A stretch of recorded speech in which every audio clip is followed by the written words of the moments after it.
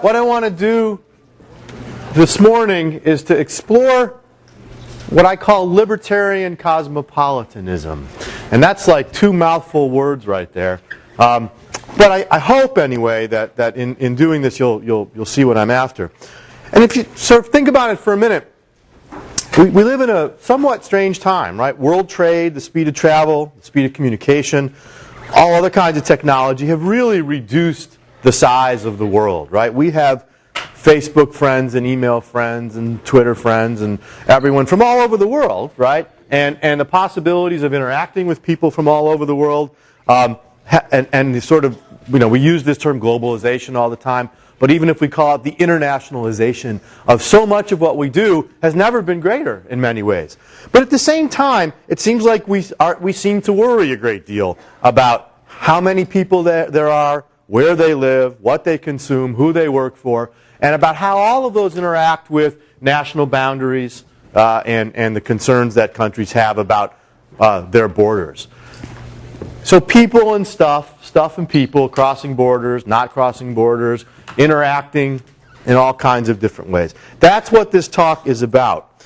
And hopefully by now, even maybe before you came to this seminar, but certainly hopefully by now in the week, you're probably going to guess what I'm going to say, which is that classical liberalism, libertarianism, sees the best results coming when people are left to decide for themselves, within the framework of the rule of law and other institutions, how to coordinate those decisions about where to live, who to work with, how many kids to have, through voluntary exchange and again, through individual choice. And because libertarians, classical liberals, tend to look at these issues this way, and because we tend to downplay things like nationality, ethnicity, race as being politically or economically relevant, human beings are human beings, I'm going to argue, that libertarianism is, or should be, cosmopolitan. And here's what the way I'm sort of using that word, okay? Should be cosmopolitan in the sense of thinking about these questions of internationalism, of difference, of how we deal with others, that we should be thinking about these things in something beyond just a tolerance of difference, to recognizing the benefits of interacting with people different from ourselves, the benefits of more people, the benefits of different people in all kinds of different ways. So that's the argument I want to make. And to be clear, right, I'm not suggesting using the state to sort of force people to get together and interact in these ways, but rather to recognize that when people take the opportunity to interact with others, with people who are different, in voluntary ways, that's a good thing. It's not just good for the people doing it, but it has benefits for the rest of us as well. So that's the kind of overarching theme for this morning. And I want to look at this by exploring three different issues. I'm going to talk first about immigration. Second, I'm going to talk about population and about population growth and all those issues. And then I want to loop back to a topic from yesterday. I want to go back to talk about free trade, but rather than frame it as Tawny did yesterday in the context of the general mutual benefits of the market, and we saw from the trading game how that worked, and I want you to remember as we do this the little violent incident we had over here with the gun being drawn, if you recall, yesterday. Because I want to come back to that and talk about that a little bit more in the context of the way in which free trade fits into this broader idea of, again, libertarian cosmopolitanism. So, that's the plan. First, I want to start by talking about immigration. One of the interesting things about immigration is we can talk about immigration from multiple points of view. Follow me? Right? There's a couple of different ways we can look at a couple of different ways of looking at immigration. And I'm going to kind of crisscross these in this bit of this talk. So let me just kind of lay them out. First, we can talk about immigration in terms of consequentialism. We can talk about the economics of immigration. And we can talk about the ways in which allowing and, in fact, encouraging immigration is good for an economy, good for economic growth, good for people's standard of living. But we can also talk about immigration in terms of rights. We can talk about the idea that individuals should have rights to contract with whomever they want, to move wherever they want across the globe. And what's nice about this, as magically often seems to be the case. The rights-based argument and the consequentialist-based argument dovetail. They both get us to the same place, which is that allowing people to move freely across the globe is a good thing. And sort of crisscrossing that is we can look at immigration from 2 points of view, people's points of view. One, we can look at immigration from the point of view of the recipient country, right? Where are people immigrating to? How does immigration affect, say, the United States, if lots of people come to the United States? But we can also look at immigration from the immigrant's point of view. And one of the problems, I think, that critics of immigration have is that they get so nationalistically focused on what it does to us that they don't often ask enough what immigration does for people immigrating. Okay? So I'm going to try to bring all those perspectives into this.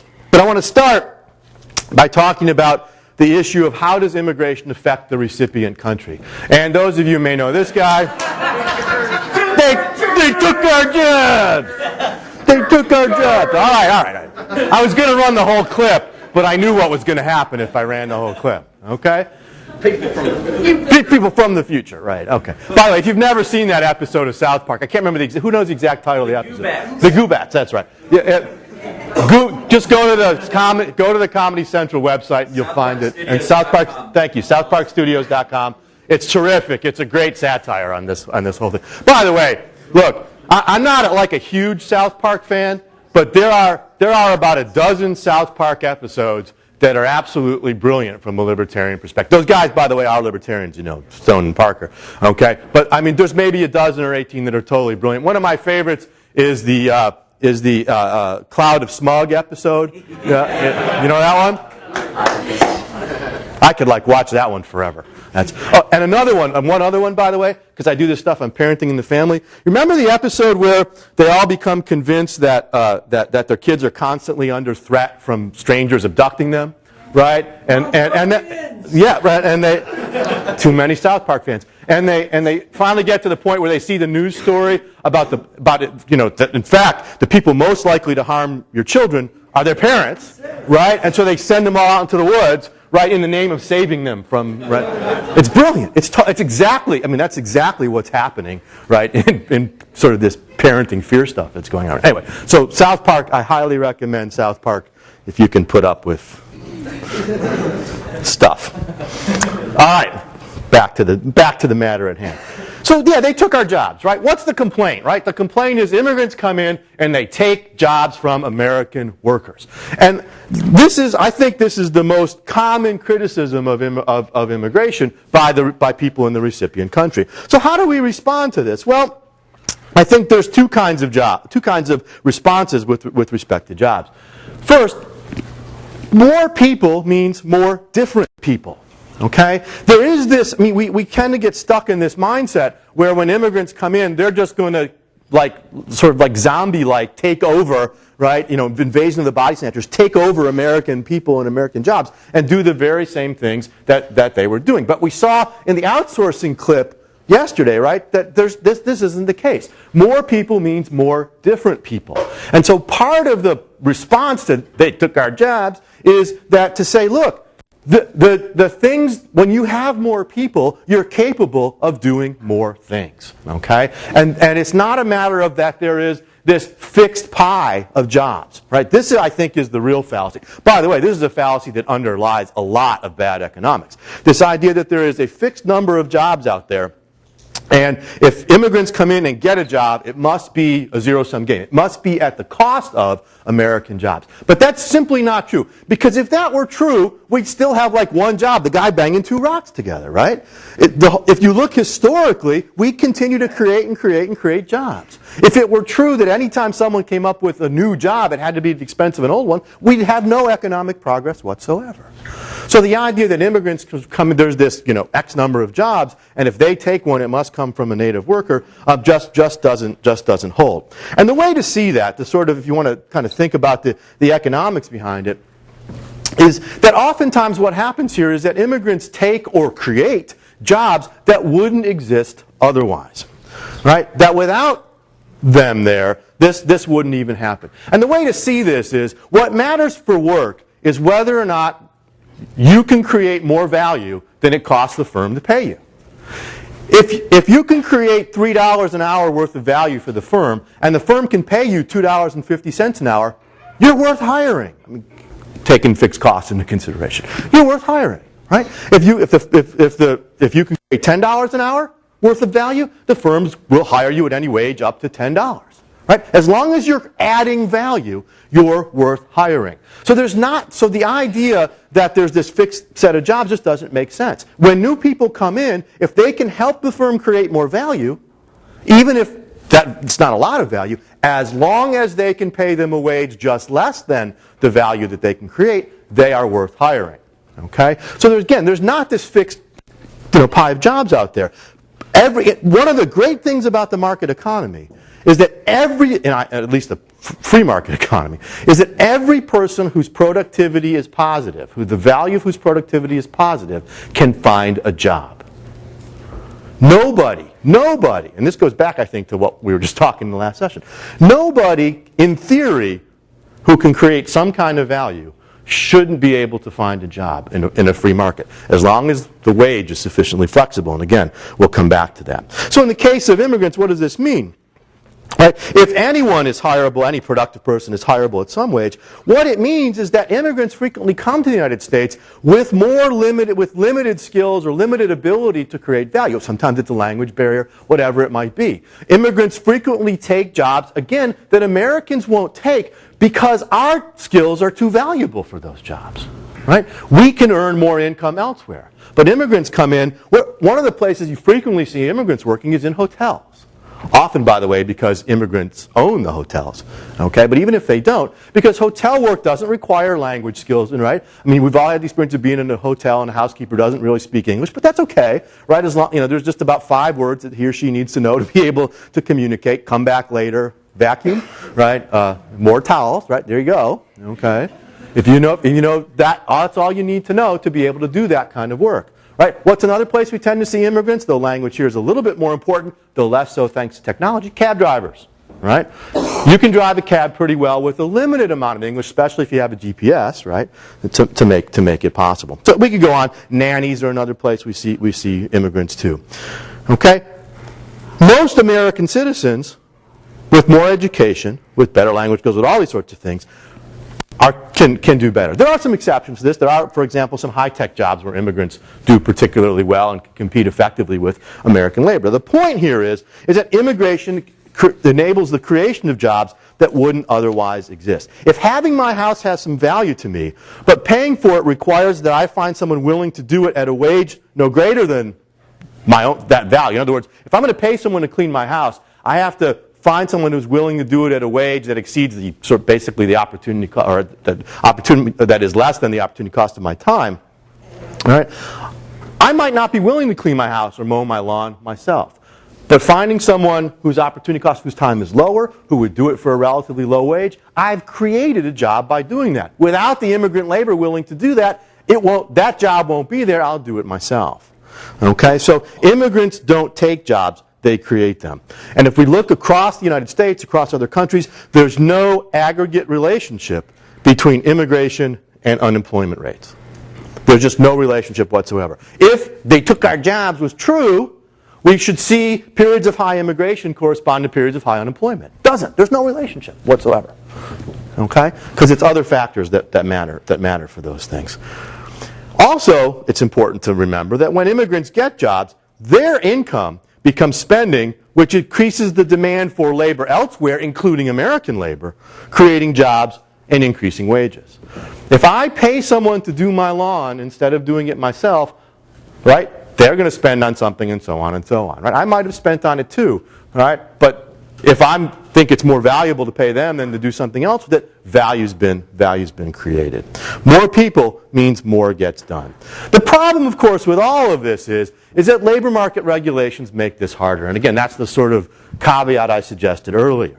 To the extent things like minimum wage and occupational licensing laws exist, they make it harder for immigrants to step in and find work. Because oftentimes immigrants don't have quite the value, and the same is true of young people, of course, don't quite have the human capital, can't quite produce the value that would justify, say, the minimum wage. Or in the case of occupational licensure laws, immigrants can't speak the language. They don't have the level of education that you sometimes need to pass the test that government agencies put out. You know, to become a cosmetologist, you got to go to school for X hours and pass all these tests. Immigrants may find that more difficult. And so one of the things about these regulations, whatever their intentions are, they have one group that they particularly harm are immigrants and the weakest among us in terms of political power and these sorts of things. The other thing that, well, let me one other point here. Who does this suggest is most likely to oppose immigration in the recipient country? Who in the United States is going to, I think I heard it. Low-skilled. Yeah, low-skilled workers, right? Low-skilled workers in the recipient country are the ones closest to where the immigrants are entering in. They're the ones who may well feel some, they took our jobs, threat.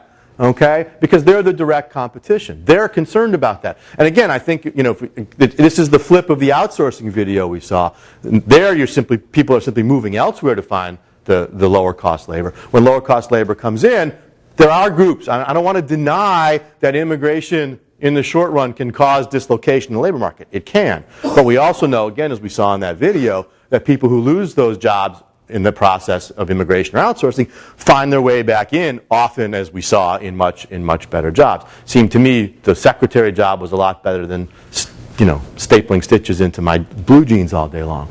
So labor market regulations make this harder. And if we're really concerned about enabling immigrants to come to the United States and achieve a better life, one of the things we might want to argue is that we need to get rid of those labor market regulations and make it easier for them to come in. By the way, the more we do that, the more that those lower wage jobs are available, the less likely it is that they will, in fact, compete against American workers.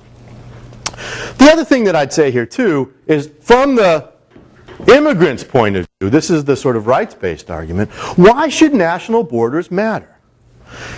If someone wants to come to the land area we call the United States of America, or the land area known as, say, Arizona, okay, why should those artificial political borders matter? This is a human being who wants to move to another place voluntarily to come and create a voluntary labor contract with another person who's willing to hire this person at some wage they mutually agree upon. Who is harmed by that process? And and as we saw yesterday, that's a value-creating process.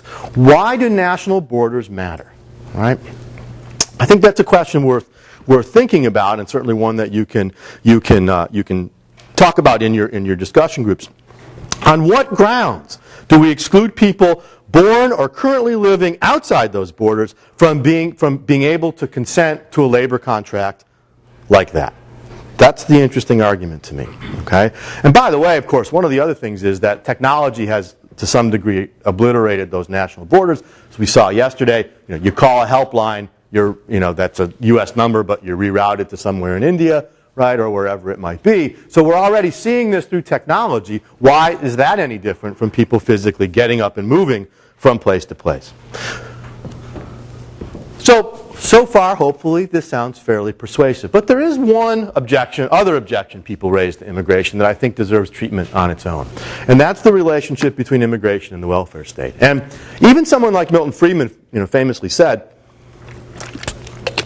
you can't have open borders and a welfare state.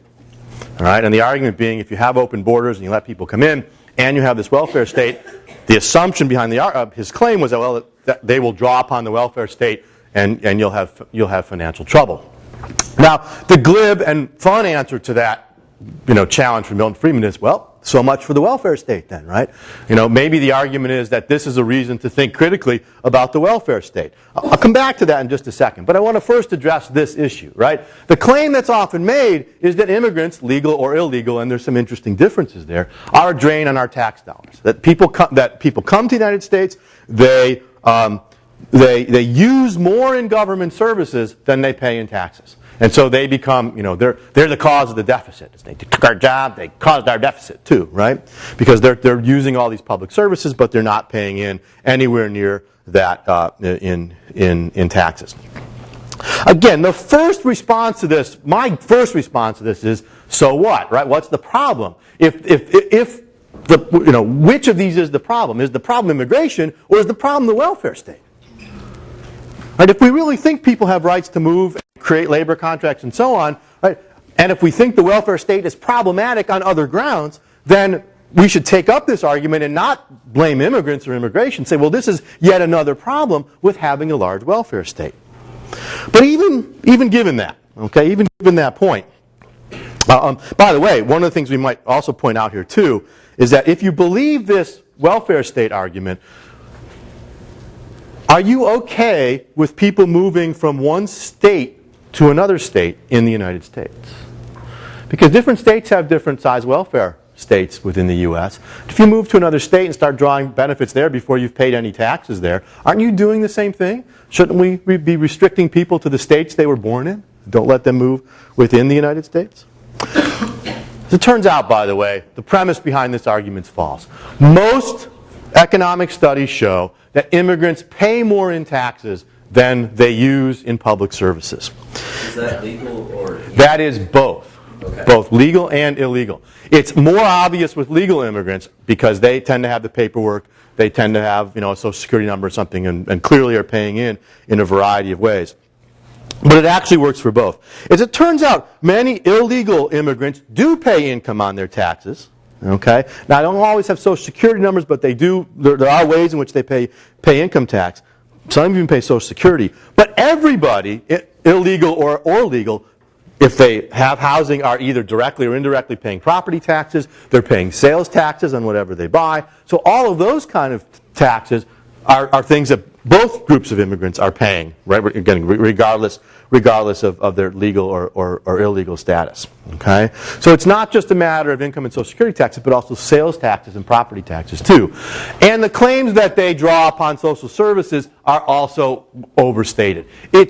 Some of that comes from the fact that if you come here illegally then have a child here, that child becomes an American citizen by virtue of being born in the United States. So if that child goes to public school, that's not considered an immigrant using those services because they're a citizen, or at least an illegal immigrant. They're a citizen. Their parents are immigrants, right? But the sort of vision we have of illegal immigrants coming to the United States or legal immigrants coming to the United States and sort of piling into emergency rooms and using all the free medical service or lining up at the welfare office to get a check, it's just not true. It doesn't happen. Think of it this way. I mean, why would someone take all the risks of coming to the United States just to go stand in line at the welfare office and get a check, right? Most immigrants come here because they want opportunities to work, and in particular, they want opportunities to work and do what with the money? Yes, louder. I heard it. Send it back, right? Send it back for the purpose of doing what? Helping their families who eventually they think will do what? Come to America, right? You're not going to be able to make enough money to do that getting a welfare check. You're not going to likely get one anyway unless you can get the paperwork and all that kind of stuff. There's no doubt that some immigrants do this, right? Just like there's some American citizens who rig the game. But most studies indicate that most immigrants come here because they're seeking a better life. And they're seeking the opportunity to build that better life by working. That's why they're small business owners. That's why they start with one cab and they get themselves a cab company. That's why the southern Indians come here. If you go to Canada, by the way, the hotel owners in Canada tend to be particular ethnic groups like Indians, for example. Folks come here, build upon the existing networks. They become entrepreneurs. They want to build a better life for themselves. Do some game the system? Sure. But the evidence is pretty clear that most of them are coming here for what we would think of as, quote, the right reasons. And in doing that, of course, it's not just that they're making a better life for themselves. They're creating wealth. They are offering more opportunities for American citizens to have more things to buy at lower prices through the competition that they bring with them. So I think this one of the things to think about when we think about immigration is one, that this is largely a myth, okay? And secondly, why should the fact that immigrants were born in another place outside those borders that we draw matter for their right to pursue life, liberty, and the pursuit of happiness, to pursue a better life for themselves by coming here, and in the name of it, creating wealth for us? It seems to me that classical liberalism, and we saw this in some ways in David's talk earlier on war, that classical liberalism has to take a global perspective. Classical liberalism is about human beings. It's a theory of human rights. It's a theory of how humans interact, not just Americans or Canadians or whomever else that it might be. Are you for the policy policy of letting kids that are born here become Americans? Save that question for the discussion group, and I'm happy to take that one. Put it up, and if I see it, I'll try to take that one real quick because it's a short answer. It's a relatively short answer. Okay, so there's immigration. Let's talk a little bit about population. The interesting thing about population, I think, is that this issue is less of an issue than it was a decade or two ago. It's not quite in the public's consciousness in the same way. You don't hear as many people today, although you still hear some, saying things like, well, we're not going to have any children because we don't want to add to the overpopulation and blah, blah, blah. You hear some environmentalists sometimes say that. But this was in the 70s in particular when people had these great fears of the population bomb and all this. People would sort of think of it as a kind of civic environmentalist duty not to have children, right, to not add to what was perceived to be already an overpopulated planet. If you want a sense of how in the 70s the sort of most alarmist people thought about these issues, there's only one movie to see, Soylent Green. Anyone ever see Soylent Green? Yeah. Don't give away the punchline, okay? But Soylent Green, it's a movie from the 70s. It's sort of sci-fi, futuristic thing. It's great, and you'll never hear Beethoven's Sixth Symphony quite the same way again either. But it's great. Watch it. You'll get a real sense for how people thought about it. Much of the arguments one can make about immigration are true about population growth too. The basic one being more people there's nothing wrong with more people. Having more people means we can get more done. Human wants are endless. There's always something new to make. There's always something new to do. The more people we have, the more people we have to do stuff, right? The more that can get done. But the biggest conceptual error in anti-population arguments, people who say we have to have zero population growth or even shrink, right? The sort of radical environmentalists who say, well, the Earth's only capable of holding 1 billion people. What exactly are we going to do with the other 5 billion? Okay? I actually don't want to know the answer to that question from some of them. The error they make is that they see people only as net consumers and not net producers. To opponents of population growth, it seems like human beings are like, this analogy is getting a little old now, but like little Pac-Men, right? All we do is we go around eating stuff, right, and consuming. That seems to be all of what they see humanity doing, okay? All they see are hungry mouths, when in reality, human beings have producing hands and thinking brains. And that what most human beings do, is not just eat stuff up and use up resources. We add to the stock of resources, again, by coming up with new ideas, new products, and all these kinds of things. It's true that more people means more mouths to feed, especially when they're young and before they contribute in all these kinds of ways. But it also means, again, more hands to produce and more minds to think and more work that can get done. So much of what we have today is because we have the number of people we have on the planet. Play this little conceptual game. If we did shrink the population of the planet to 1 billion, or if we shrank the population of America from 300 million, United States from 300 million to 200 million, could we do all of the things that we're doing now? Would we be as rich? No, we couldn't do it.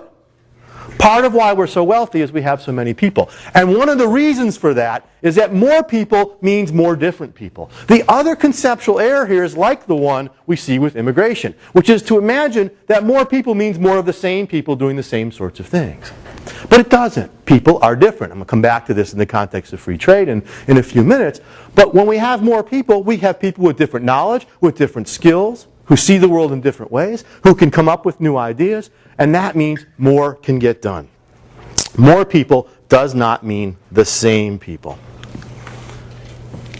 Again, we wouldn't have what we have without the population we have. And so, all of the things equal, right, population growth is good. But you think, okay, I'm with you so far, Steve, but won't we just sort of grow out of control? Won't we just, like little ants crawl over the whole globe, covering every little piece? Well, actually, you already know the answer to that question. Population growth turns out to be self-limiting. How do we know that? Well, we saw that the other time. We can look at the empirics. This is just OECD countries in Europe. Okay. The reason I put this up is this is the empirical relationship between population growth and economic growth for a 10-year period. It's not the best graph to illustrate this, but it does make one thing very clear. Where's our economists and statisticians? Would you please fit a trend line there somewhere? It looks like somebody puked on the graph, right? So probably a bad thing to use this morning. Sorry.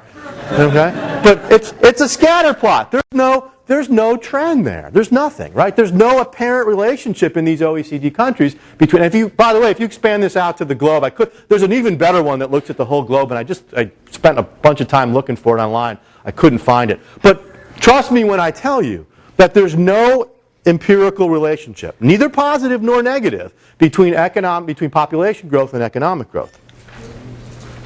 The key is institutions. The key is how do we channel population growth into economic growth?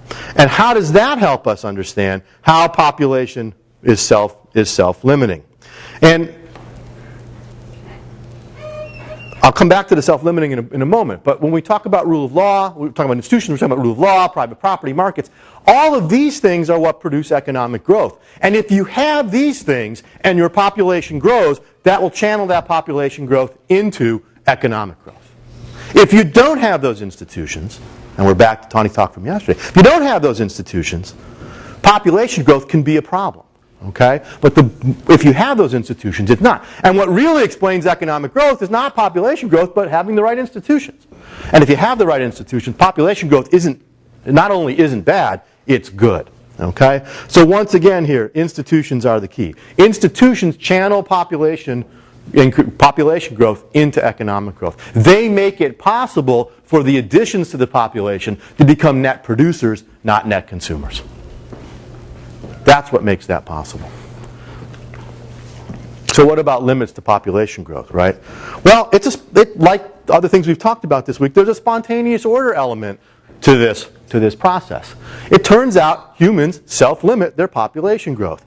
And one of the mistakes that the critics make here is that it's true that human beings are animals. It's true we procreate.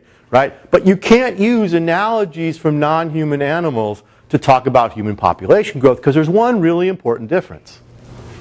Right? We have brains, we weigh costs and benefits. We live in a complex system where the incentives for two things. The incentives for increasing or decreasing family size are different, and we have the technology to prevent pregnancy if we so desire. That makes us different from the rest of the animal world. We've seen already in my last talk, right, as wealth increases, particularly through industrialization, family size shrinks. Parents begin to have an incentive to keep family sizes smaller, right, because they don't need the labor anymore. Children become more expensive. Right? So all of those, for those reasons, what's often called the demographic transition, certainly that the Western world has undergone, we're beginning to see that happen in the rest of the world too, particularly as the rest of the world moves somewhat more towards markets and sees the forces of economic growth taking place. We're seeing the change there. The key, again, is institutions. Almost every country across the globe over the last decade or two has seen slower growth rates in their population. Now, this is the mathematicians. This is the second derivative, okay? Slower growth rates. They're still growing, but the rate at which they're growing is slowing down. Almost every country, there's like 5 where this isn't true. So population growth, it's continuing to grow, but at a slower and slower rate. And all these UN estimates about what the population of the Earth will be in 2050 or 2100, they keep revising them every 5 or 10 years and revising them downward. Why? Because this demographic transition that the Western world has been through is beginning to take place elsewhere around the world. And in fact, the biggest worry in the Western developed world right now is not overpopulation, it's shrinking populations. Right? Western Europe, Italy being one case, and Japan are actually seeing negative growth rates in their non-immigrant populations. That is, Italian citizens are not replacing themselves. They are having fewer, on average, Italian couples are having fewer than 2 kids, which means the population will, people die, don't replace it, right? Population shrinks. So this is a major concern across Western Europe and Japan. Haven't seen it in the US yet, but we may well see that down the road. Those countries continue to either have stable or growing populations thanks to immigration. Okay? And there's another reason why immigration is important. If we do see the demographic transition take such a hit that family sizes shrink below replacement on average, we're going to need immigrants in the Western world to continue to sort of have the number of jobs and the productivity and growth that we have. This is a fantastic opportunity for immigrants, right? If populations are shrinking, they want to come in and take up those opportunities that are there. But one little footnote I'll put to this. There is some evidence in the United States among the sort of really top of the wealth distribution that folks up there are actually now starting to have larger families again. And it's sort of like a status or consumption good. They're so wealthy that they can afford to have more kids, and it's a kind of a mark of that wealth to have a large family. There's some evidence over the last decade that that's beginning to happen. And again, if you're an economics student, right, one way to think about this is the relationship between the income and the substitution effect. Okay, and you can, if you're the econ geeks, can ponder that problem. But in bottom line here, it turns out that human population growth is self-limiting. We're not amoeba. Okay, we don't just and sort of take over the planet. We can't just extrapolate past patterns. We have to look at the way institutions create incentives for people to behave in particular kinds of ways. So again, population growth is self-limiting. We make conscious decisions about family size, and those depend on the relevant constraints and opportunity costs. And I would just add one other point. Too often, people in the Western world forget this about folks in the developing world. And we say, look at those large families they have. Isn't that stupid? Right? We need to help them shrink their families. And so what do? We go over there and we bring them condoms and birth control and we give them sex education. And what do they promptly do? Make soccer balls out of it. Make soccer balls out of the condoms. That's right. Okay? They forget it all. And the Western people go, well, we gave them all this technology and we gave them all this education. Why aren't they doing it? Because it doesn't make any sense. It's not. It doesn't maximize their utility/income. They need those kids. And until you get the right institutions and the growth in place, that's the secret to population reduction. If you really want to see the demographic transition take place, you got to have economic growth to make that happen. And to have the economic growth, you need private property, rule of law, and the sort of institutions of a classical liberal order. If you don't do that, you're going to continue to see a slower rate at which that demographic transition takes place. We can't, the problem with that is it treats folks in the third world as if they're just irrational sort of, animals who just multiply. They're not. They're making very conscious decisions about what size they want their family to be. Right? If you want to change that, you got to change the constraints facing them. And growth is one way to do that. Okay. Got about 10 minutes, Jeff? Yeah. Perfect. I want to say a few words about free trade. And in particular, I want to talk about the relationship between free trade and peace. And you can see this little bit as maybe tying together things we heard in the talks yesterday by David and Tawny. And I want to start with what might be one of my all-time favorite quotes. It's not from an economist, but it is full of economic wisdom. It's through exchange that difference becomes a blessing, not a curse. Right? And Tawny's nodding her head, because economists get this right away. Right? We saw, by the way, this happen in the room yesterday. Right? That your differences in what you like to consume, right, it's through exchange that your differences made you better off. Right? Diversity is a good thing. It makes us better off when we can fire up exchange as a way to take advantage of that. And it's true, by the way, not just on the consumption side, but I actually think it's more true on the production side. Differences in our abilities to make things become a blessing, not a curse, when we have exchange to facilitate them. One day I want to do a whole lecture just on that quote, because I think that quote has so much in it that's so powerful. And the key to this, of course, is the economist's idea of comparative advantage, right? what makes free trade work, what makes all trade work, right, is not just that you benefit as consumers from being able to move goods around like you saw yesterday, right? That's half of the story, right? You were just given these bags of stuff, right, that sort of dropped like manna from heaven. But in the real world, someone's got to make that. Who's going to make it? Well, the people who are going to make it are the people who have the relatively, whose ability to make those things cheapest is relatively the strongest, right? I'm not going to go through a whole comparative advantage example. But what comparative advantage, the idea of comparative advantage is, it doesn't matter whether someone else is better at everything than you are. There's one thing that you're relatively best at, and it makes sense in a market economy for you to produce that thing, sell it to others, to specialize, sell that to others, take the proceeds, and then exchange and buy the other goods and services you want. What's nice about this vision of the world is that nobody's left out. Everybody has something they can do relatively best at least cost, and it makes sense for them to do that and contribute to society by producing that thing. The United States is better at producing, I wouldn't say everything, but most other things than pick whatever small country you want. But often those small countries have one or two things that they're relatively better at. You can think about this in the United States, right? You could, if you really wanted to, try to grow oranges in Minnesota. Why don't we do it? Technologically, you could do it. Why not do it? It's expensive, right? You'd need a greenhouse and all these sorts of things. Much cheaper to do it, say, in Florida or California, where the weather's there. You don't need all the fancy technology, right? So it's not a matter that people necessarily can't do something. It's that they should do the things they do at the things they can do at the least cost. That's the key. When people produce by comparative advantage, what do you give up the least in order to produce? That enables specialization, that enables exchange, and that enables a greater overall supply of goods. It works between individuals, it works between states, it works between countries. It's completely scalable. There's nothing different about those different levels. That means this principle doesn't work. Okay? What's interesting about this is that this leads to interdependence. People talk about capitalism as being dog-eat-dog, atomistic individuals all off fighting for themselves, right? No.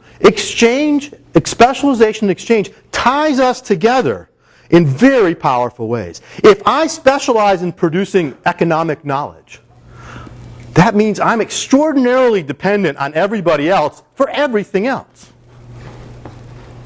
All the things I don't produce, I have to get from someone else. Means other people are dependent upon me if they want to learn economics. Okay, that's fine. Okay? This interdependence is not a bad thing. It's a good thing. It's what enables us to, again, specialize, trade, and become wealthier than we would be otherwise. It's how we develop social relationships with each other. We're not autarkic. We interact, we trade, we exchange when we produce by comparative advantage, specialize, and exchange. Trade promotes interaction among people and among ideas. What's so important about this interdependence is that it reduces the benefits of coercion and violence. If I'm dependent upon other people for all these things I need, I have much less incentive to kill them. If I kill them, I can't get stuff from them. And since I can't make the stuff they make as well as they can, that doesn't do me any good if I kill them and take their stuff. I can't do what they do. All trade among individuals, among states, among countries, all trade promotes this interdependence, and that interdependence reduces conflict, no matter, again, what level that we're talking at. In general, nations that trade freely with each other do not go to war with each other. As Frederick Bastiat once said, and there's much wisdom in Bastiat, when goods do not cross borders, soldiers will. And the history of war is frequently a history of nations setting up trade barriers, at least in the 19th, 20th century, trade barriers against each other. World War I, World War II, all involved those kinds of issues. And Ludwig von Mises referred to this process as what he called the law of association. This idea that all of civilization, all of of what we do as humanity is based upon this idea of comparative advantage, specialization, and exchange, and that process promotes association among individuals, promotes community, promotes interaction, makes us interdependent. It ties us together. And in fact leads to social cooperation. The critics of capitalism all the time talk about how capitalism is hyper-competitive. Hyper-competitive? How did I get... I'm wearing all Eddie Bauer today, so we'll use Eddie Bauer. How did I get my Eddie Bauer clothes today? That's a massive process of social cooperation. Pencil, right? There's competition underlying it, but the other side of the coin is cooperation. We can't get the things we want unless lots of people cooperate to bring it to us. The cooperation, again, is not like the Amish barn raising. It's a more subtle, it's cooperation and anonymity, it's cross distance, but it's cooperation nonetheless. And the result of this is that free trade, again at any of those levels, is a path towards peace. It's not coincidental that the classical liberals of the 19th century in particular, who were the biggest supporters of free trade, were also the largest and most vociferous anti-imperialists.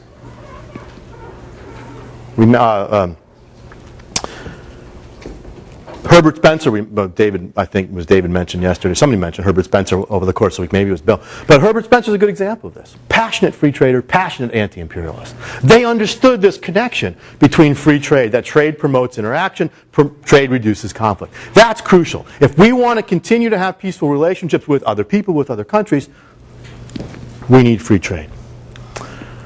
Well, okay, what about the trade deficit, though? You know what a red herring is? It's irrelevant. It doesn't matter. Okay. I'm just going to say a couple quick things about the trade deficit. First of all, what does it really mean to say the United States has a trade deficit, say, with China or Japan?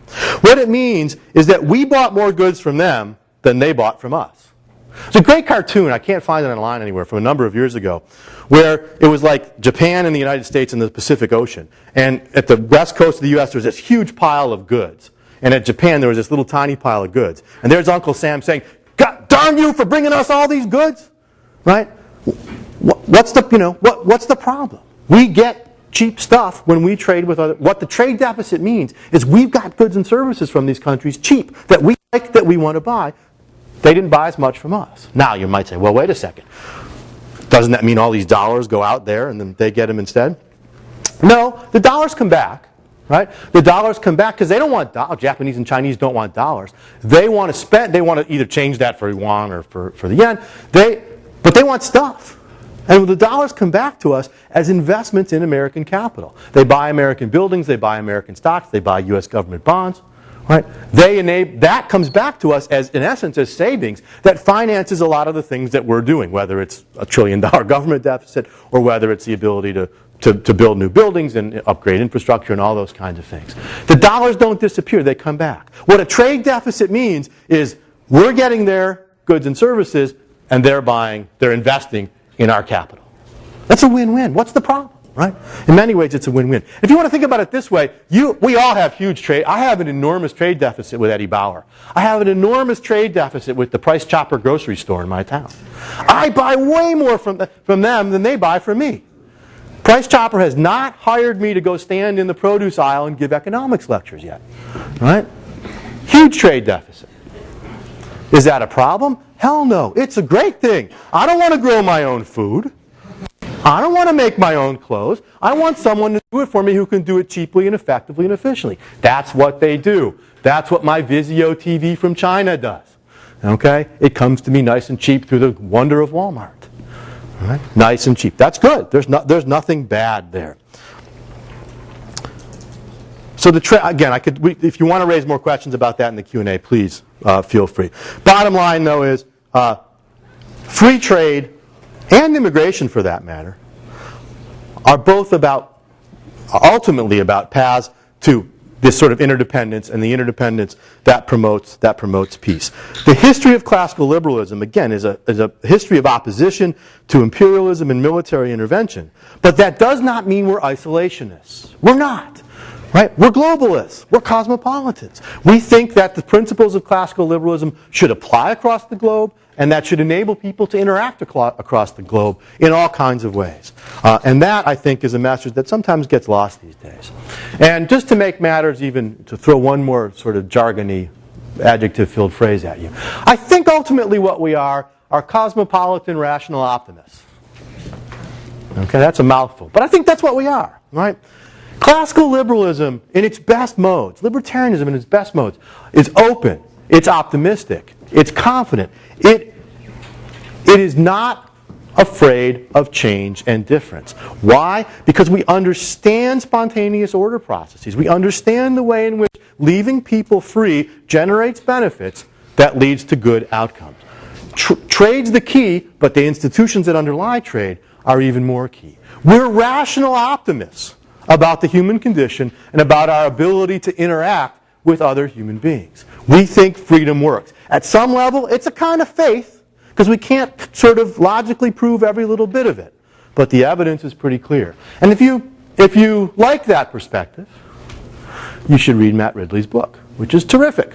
A book called, in fact, The Rational Optimist. You can see the subtitle is How Prosperity Evolves. And what Ridley argues in this book is that the history of human prosperity and of human betterment and of human advancement is a history of the degree to which we've allowed people to exchange. And one of the takeaway line that he uses a lot is, exchange allows ideas to have sex.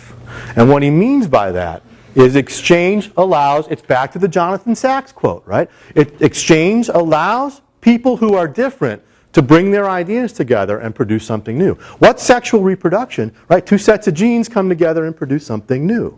Right? Same with ideas. And that's what happens when you have exchange. And I think if there's one underlying lesson here, is that for classical liberals, we should be rational optimists. We should be open to change, we should be open to difference, and to recognize the way in which all of those things make for a more prosperous and a more peaceful global citizenry. So I'm going to stop there, and we'll do breakout groups. Thank you.